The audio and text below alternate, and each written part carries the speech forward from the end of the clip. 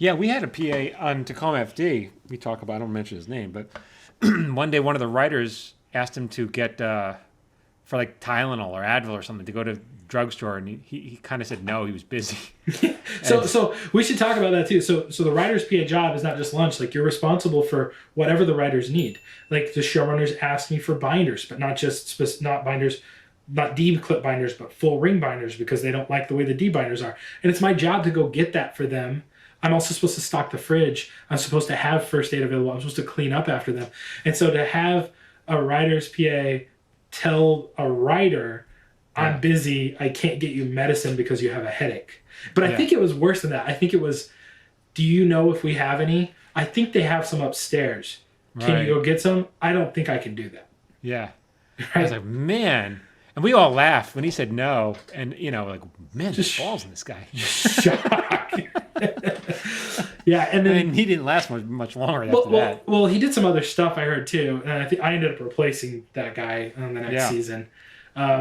But he did some other stuff too. Like, you told me that he would just like stare through the glass at you guys while you were watching writing stuff. Yeah, he had a weird thing where like he just didn't. He'd come into the room, the writers' room, and he just wouldn't know when to leave. And he was like, and it got awkward. It's like, hey, dude, you got to leave now. We got to work. And he would just kind of stand there, I don't know, gabbing or Right. watching, and it was just so uncomfortable.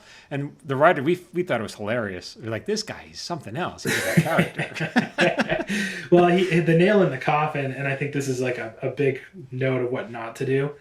Is one of our showrunners, who is an actor on the show, is like on Nutrisystem and like cutting weight to get camera ready because he's going to be, he's effectively starving himself to look good on camera. And he's entitled to lunch more than anybody else on the show because it's Yeah, his show. And one day he comes in and he's like, today I want sushi. And he said, we don't have the budget for that.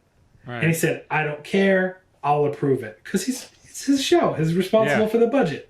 And he goes, I've already put in the other lunch order. yeah, that's what it was about. And that, and afterwards we were busting that actor's ass because you're not in charge. Yeah. He is in charge. Yeah, you don't keep your job if you deny your showrunner food the one time he asks for it in the whole Yeah. season.